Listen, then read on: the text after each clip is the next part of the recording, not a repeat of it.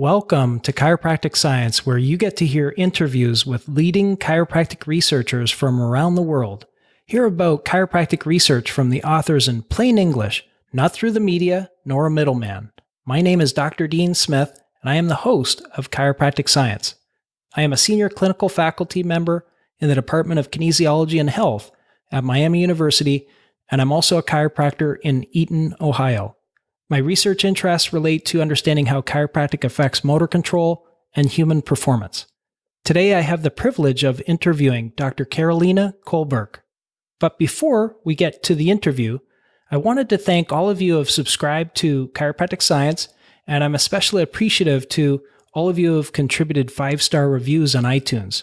iTunes really helps others find out about chiropractic science. So if you like the show, please take a second and write a review.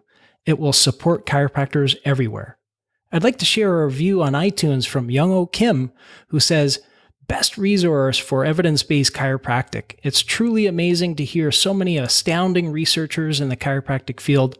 The researchers' diverse backgrounds and expertise allow students such as myself to be engaged in the pursuit of further knowledge. Dr. Smith's interview style allows the listeners to obtain clinical information that can be applied directly into practice. Thank you for providing these great podcasts." Well, Young-O, thank you very much for your review. I look forward to sharing your flattering iTunes review in a future podcast.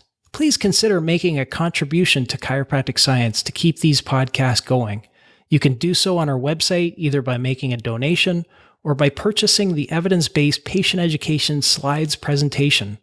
We are also on social media, including Facebook and Instagram, so please connect with us there. All right, on to the podcast. Okay, well, let's get on to the interview with Dr. Carolina Kolberg. Dr. Carolina Kolberg has a degree in chiropractic from the Anhembi Morumbi University in São Paulo, Brazil, from 2004, and completed her master's and PhD in biological sciences, physiology at the Federal University of Rio Grande do Sul. Her research interests include the neurophysiology of pain and the physiological effects of chiropractic treatment. Dr. Kolberg's thesis on oxidative stress blood markers in patients with chronic back or neck pain treated with high velocity and low amplitude manipulation support the hypothesis that HVLA spinal manipulation leads to an antioxidant effect, which in turn could be related to the analgesic response. Being the first chiropractor graduated in Brazil with a PhD, her goal is to promote the interest of Brazilians' young chiropractors in research. Dr. Kolberg is a member of the Research Committee of the World Federation of Chiropractic, is the chair of the Research Committee of the Latin American Federation of Chiropractic, and a member of the editorial board of the journal Columna, the official scientific publication of the Brazilian Spine Society and affiliated societies. Dr. Kolberg is active in clinical practice. She is a physiology professor at the University Center of the Saragossa, I'm not sure if I said that right, in the south of Brazil, and is an associate researcher at the neurobiology group from the Federal University of Rio Grande do Sul. Dr. Kolberg, it's a pleasure to have you on the Chiropractic Science podcast. Hi, Dr. Smith. The pleasure is mine. I want to thank you for this opportunity, and enjoying the moment, I would like to congratulate you for your contribution to chiropractic science. Well, thank you so much. Dr. Kolberg, can you tell us how you became interested in becoming a chiropractor? Yes, of course. My interest in chiropractic started with my mom's influence. She is also a chiropractor. Actually, she is one of the major responsible for bringing chiropractic to Brazil. She was the one who started the first chiropractic program at University Fevali. This first program was a post-graduation for health professionals in which she obtained her chiropractic degree. And during this time, I had the opportunity to listen to a few professors who came from Palmer to teach, and as a result, I became very attracted to the profession. And besides, I had my own chiropractic experience when I fell down from a horse and I hurt my neck. And after 2 days of headache, I got my first adjustment and I felt relief instantly. So this was the moment when I realized that, well, cool, I really want to do this for my career. Well, that's terrific. So how was it after you went to chiropractic school? How did you become interested in pursuing a master's degree and a PhD? I've always been a curious student. I started my graduation at Fevali and I finished it in Anhembi Morumbi using a scholarship. So when I started studying chiropractic, I also started a scientific initiation program at the Federal University of Rio Grande do Sul. At that moment, in the Federal University of Rio Grande do Sul, I was studying cell membrane pumps so deeply into physiology, and I became really interested in doing research because I really wanted to know why and how physiologically chiropractic works. So it was always in my mind to finish the graduation and go through a master's degree and a PhD, but before applying for the master's degree program, I've practiced for 2 years to improve my clinical skills, and then after that I applied to a master's degree at the Federal University of Rio Grande do Sul, where I did my PhD as well, both with a scholarship from the Brazilian government. It was a CNPq scholarship, which is one of the most prestigious funding sources for research of our country. That's fantastic, and congratulations on that award. That's amazing. Thank you. It's the first scholarship from the government for a chiropractor, so it's very cool. Yeah, that's amazing. So you were in practice for 2 years, and my understanding is you're still in practice. Can you tell us about that? Yes, I am. I've always been practicing since I graduated. I believe it's very important because it can approach practice and research. Now I spend half of my time in clinic, like 3 to 4 days a week and at clinic, and the rest of my time is for teaching, preparing classes, and researching. Very good. Can you tell us a little bit about your PhD studies and what kind of physiological techniques you've learned about? Yes, well, my master's and my PhD studies gave us an overview about nitrooxidative stress balance related to the physiology or the analgesic effects of chiropractic manipulation.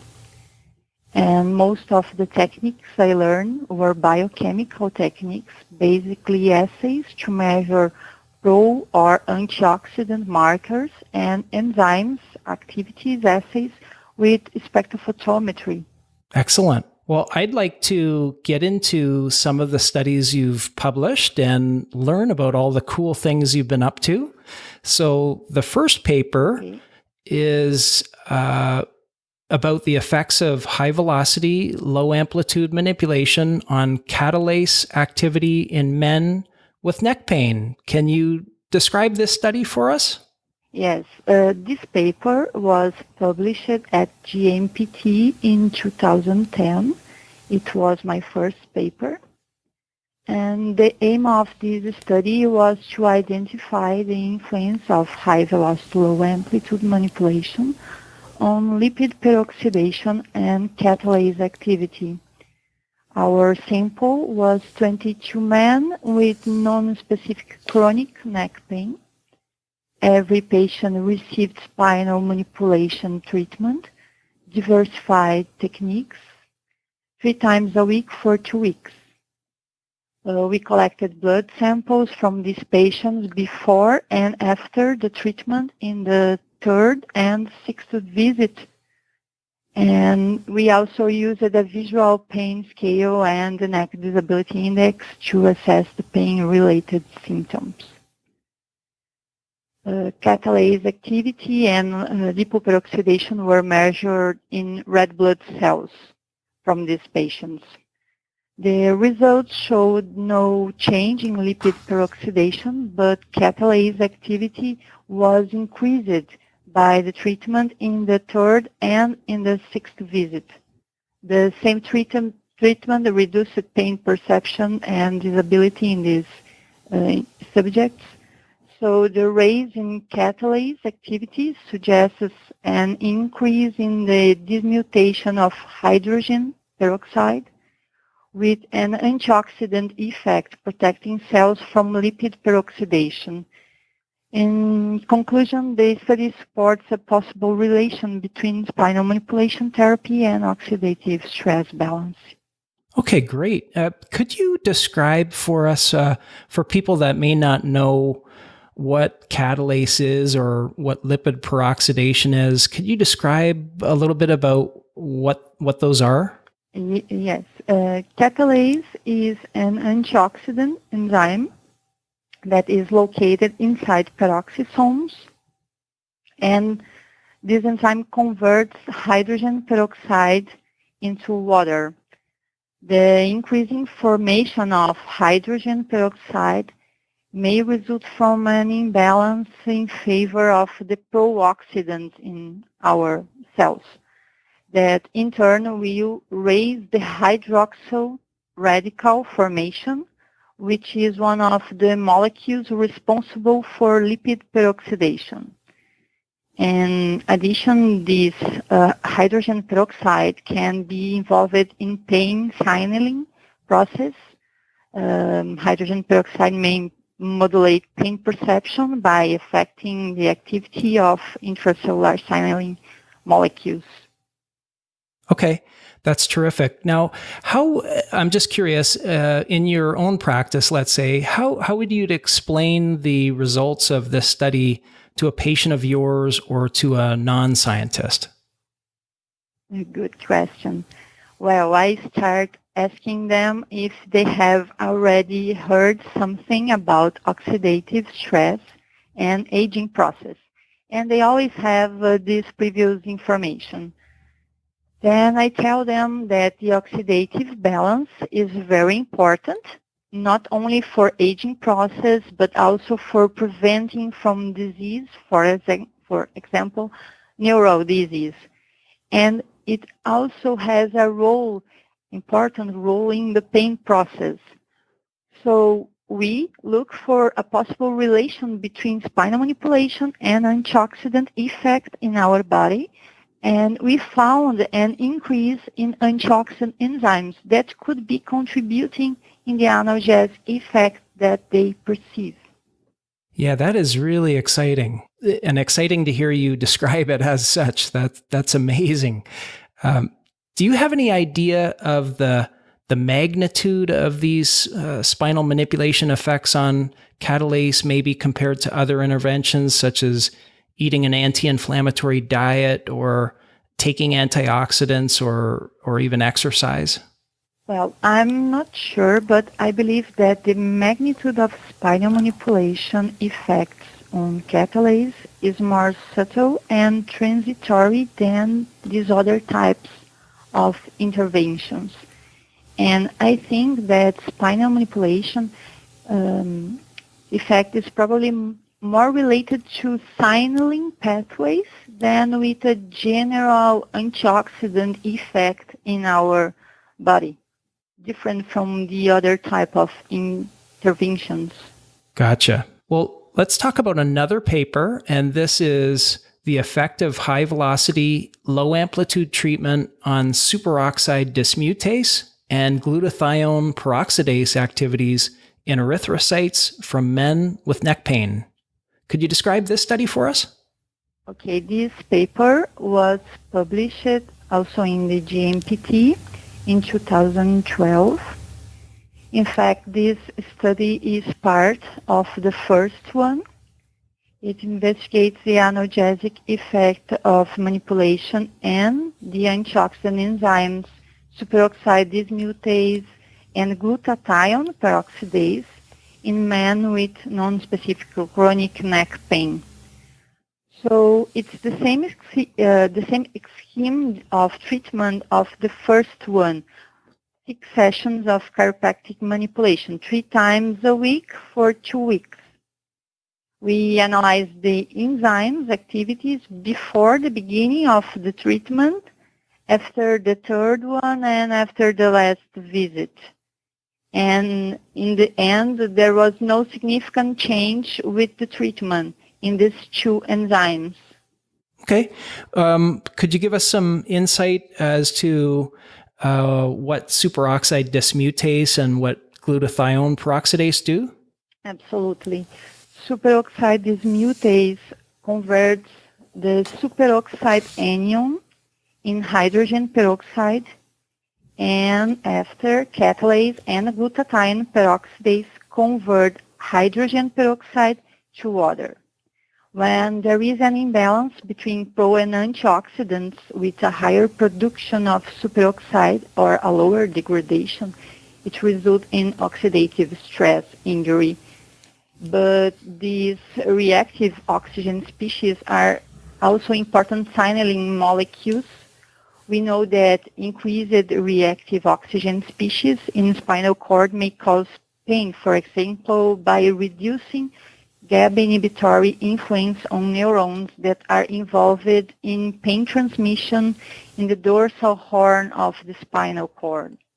That's pretty awesome. I normally don't think on such a physiological level, like with all of these chemicals, biochemicals, but this is really amazing stuff. Into physiology and biochemistry. Exactly. Why do you think there were no differences found after the 6 sessions? Well, first, the superoxide, the anion, can have another pathway combining with nitric oxide and forming peroxynitrite. That also is a deleterious molecule. Or maybe it's necessary a longer period of treatment to cause a significant change in the activities of these enzymes. Sounds good. I'd like to talk about yet another paper, and this one is Peripheral Oxidative Stress Blood Markers in Patients with Chronic Back or Neck Pain Treated with High-Velocity, Low-Amplitude Manipulation. This also comes out of JMPT in 2014. Could you guide us through this study? Sure. This one was published at 2014, also in the JMPT. And the aim of this study was to investigate nitrooxidative stress blood markers in individuals with chronic neck or back pain after 5 weeks of spinal manipulation. We had 23 individuals with non-specific chronic neck or back pain that received spinal manipulation treatment twice weekly for 5 weeks. Blood samples were assessed before the treatment began and after 5 weeks of treatment to determine the activities of these antioxidant enzymes, superoxide dismutase, Catalase, and glutathione peroxidase again, and the levels of nitric oxide metabolites and lipid hydroperoxides also. And we found no change in Catalase in this study, but we found an increase in superoxide dismutase and glutathione peroxidase activities after the treatment. We didn't saw any change in the nitric oxide metabolites or in the lipid hydroperoxides. So with a longer treatment, we found changes in this only in these 2 enzymes, superoxide dismutase and glutathione peroxidase, and no longer in Catalase. It's also possible that these enzymes are related to the analgesic effect of spinal manipulation, but depends on the time of treatment. the reason why Catalase was affected previously, do you think that had to do with the length of the treatment? Yes.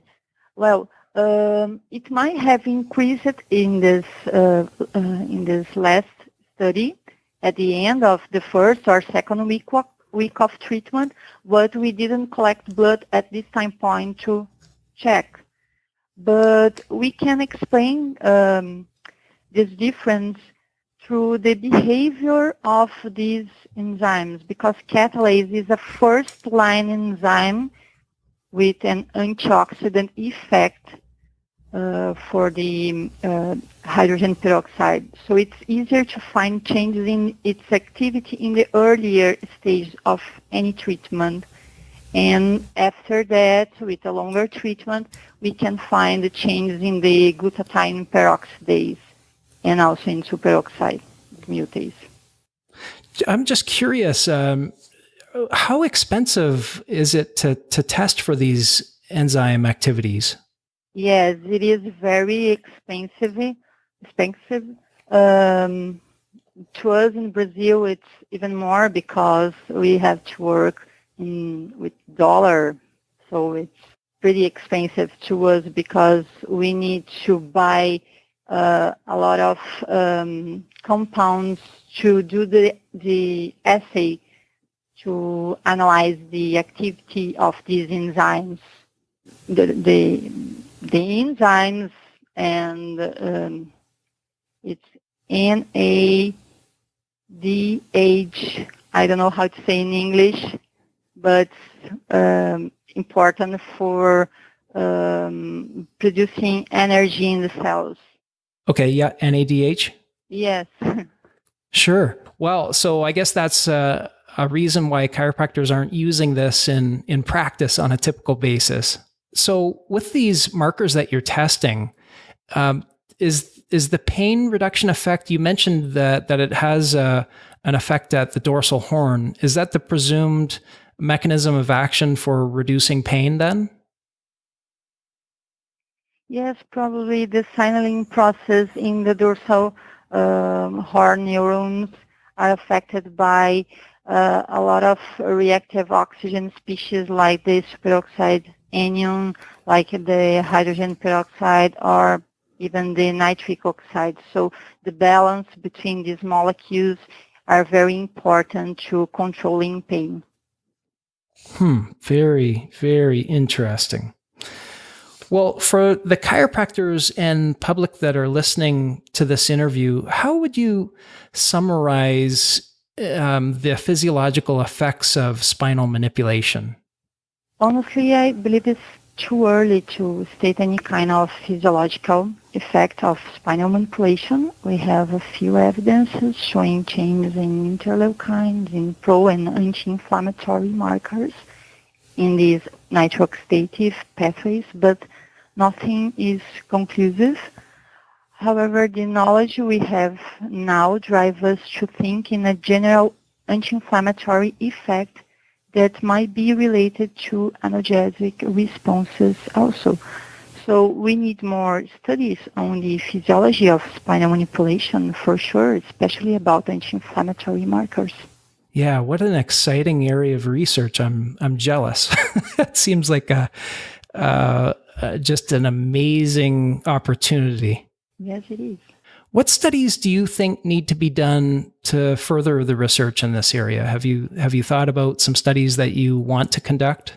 Yes, we now are working with animal models to find out what's happening about these oxidative stress parameters in the neural tissue. And of course, we need more studies with patients, and we can try some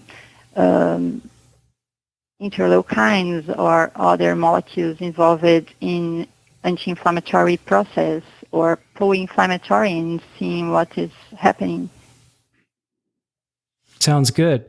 I know from my read of the literature, when I look at, for example, nutritional ways to affect inflammation or exercise, A lot of people talk about certain chemicals like NF-kappa B or C-reactive protein. Is there any suggestion that chiropractic adjustments could affect these molecules at all, or are those just different parts of the pathway? These two molecules, NF-kappa B and C-reactive protein, are tissue damage markers, and I don't know. I don't have knowledge about any evidence showing the effect of spinal manipulation in these markers. So it's a field for research. Probably we can find out some modification in these markers. Sure. Now, you mentioned that you're working on some animal models now. Are you working on any other projects? Yes. As I told you, we are interested in finding out the role of these nitrooxidative molecules in the signaling process of pain. And it would be very interesting to assess this on neural tissue, as we can do this in patients. Of course, we are now working with animal models of neuropathic pain that we will be treated with spinal manipulation therapy using an instrument advice. And we will look for changes in neural tissue, spinal cord, dorsal ganglion root, and the sciatic nerve. And also we will look for changes in blood and behavior change in these animals. All right, that's exciting. I really like the bridging between the physiology and then looking at the behavior also. I think that, to me, in my mind, kind of completes the loop of the whole gamut. Yeah. Fantastic. Well, a goal of this podcast series is to motivate and assist practitioners and students alike to pursue research careers in chiropractic science.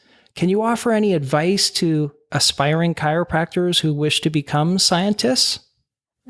First, I think to be a researcher is something that you feel it's part of you.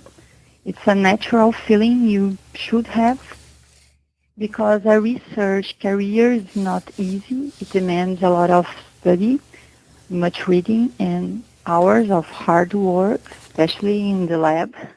But it's very gratifying when you have the results and you can write and publish a paper knowing that you are really contributing to the advance of the profession.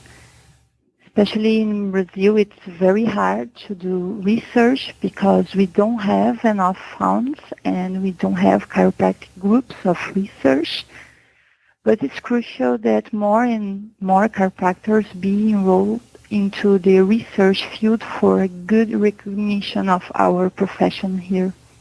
Very well said. I'm excited about the programs in Brazil.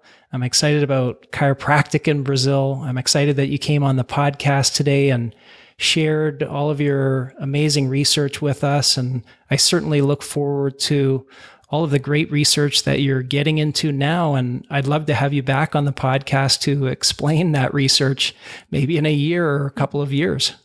Thank you, Dr. Smith. It was a big pleasure to talk to you and talk about my research, and I would love to be with you again in the podcast.